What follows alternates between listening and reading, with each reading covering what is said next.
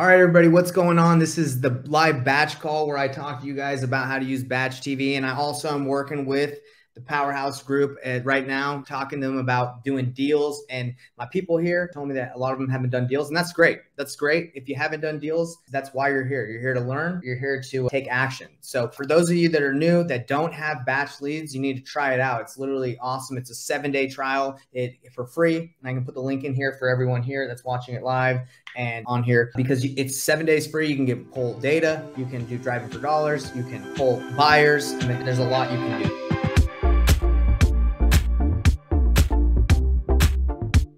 If any of you watched the episode last week, or what I talked about when I went on the live call last week, I was talking to one of my employees, his name's Nathan as well, about a deal that I had in Miami. It was like amazing. We were going to make like $100,000 on it, right? So let me give you the story of how we got this and how you can avoid what happened to us. Okay, this is what happens when you joint venture. A lot of the time is you don't have access to all the information because you're relying on other people. And this isn't to throw anyone under the bus. I'm just letting you know this is what happens. I'm in a couple different groups for coaching, right? I help people learn how to wholesale, to do it efficiently and effectively and all that. And what was happening was this girl comes on the call and she's like, hey, look, I have a lead. It's a seller. I need to find a buyer. It's a piece of land. And I've been talking to the seller for a couple months. Can you help me find a buyer? I said, sure, I can help you find a buyer. That's what I do. Let's split the deal 50-50. She got the contract, I got the buyer. So we said, send us your contract, we'll sign the JV agreement, and she did. So we looked at it, we checked on Batch to see if he was really the owner. It says that he was the owner. So we're working this deal. I never talked to the seller. I just rely on Nathan, who works with me, to talk to the seller and the girl that we were JVing with. So there were some red flags in the beginning. The guy was selling it like a super deep discount. And usually when I talk to a seller and they're selling super, super low, I ask them like, why are you selling so low? Because you can get more for this house. So I never had that conversation with him, but one of the red flags was, I think the land retailed at like $350 and the guy signed for like $120. So we spent about a week or two trying to find a buyer. We eventually find people that are willing to pay what we're asking, but they want a 30-day close because land, I think they need to like verify a lot of things before they jump into it. What happened with that is it came down to like the last week. No, we weren't able to find any cash buyers, but that would close on it. But we did have one guy that we were tight with. And he was like, dude, I'll pay $170, but I need to close on Monday, like the day after we had to close. And we were like, dude, we can't do that because it was a great deal. We're scrambling to learn how to buy the property with hard money. And we found somebody.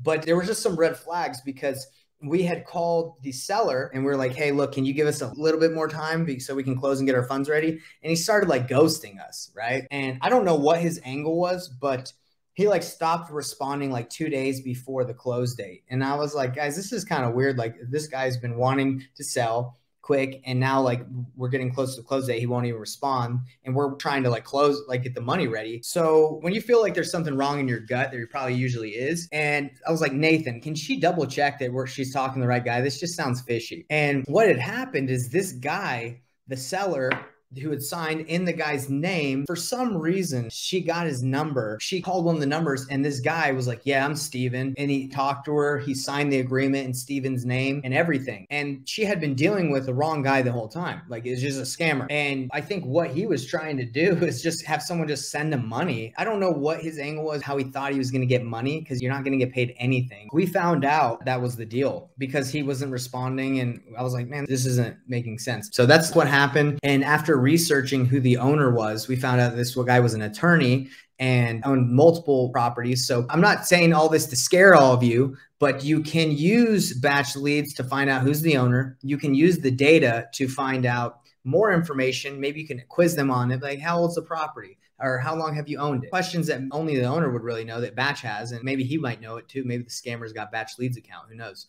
But what you got to do is verify. And if something feels off, it usually is. Apparently, after we called the real guy, the girl that we were working with called the real guy, he said, yeah, this has been happening a lot. This guy's been trying to scam people on a lot of his properties. But to avoid this, everyone, make sure when you're talking to sellers, if you feel like something's off, they don't know a lot about the property or something's wrong, or you're not talking to the person, bump that, like forget that, right? Call it out. So anyway, that's the exciting portion, man. I thought I was going to make like 100K last week and it was a dud. you know, but who cares? If you think of questions, it's fine. I got to call this buyer back. All right. So you are asking, Nate, how do I find a good market to flip in, right? Or wholesaling, right? That's right. So what you can do is using data, you can see what areas have the most flips going on. So for example, if you go here to Utah, you can do the whole country if you wanted, but let's just say, okay, I want to know what part of Utah should I be doing deals in, right? So then you can look and see where the activity is, right? There's more activity obviously in Salt Lake City, Utah. There's not a lot going on anywhere else. Does that help? Yes, it does. Thank you. What's up, dude? How's it going? Okay, yeah, Diego, there you go. All right, we're going to teach you how to comp a property right now. All right, you ready?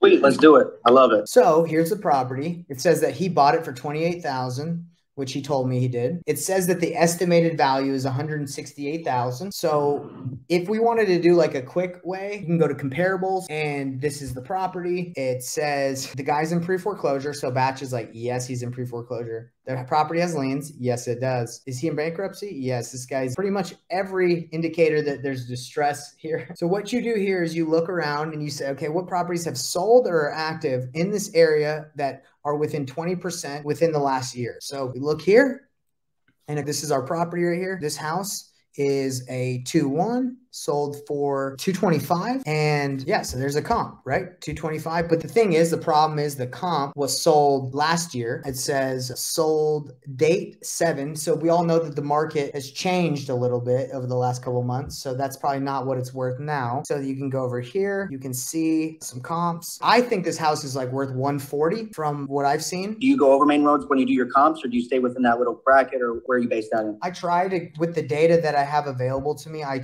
try my best to stay as close as I can. But according to this, the data that's available, he lives on a main street, right? So you got to cross it, right? Unless there was something that's sold here. I just showed you how to comp using batch leads. And if you don't have batch leads, I just put the link in there in the chat. You guys can try it out for 7 days for free. Totally worth it. I use it all the time. Have a good one. Hope to see you again. Later, everybody.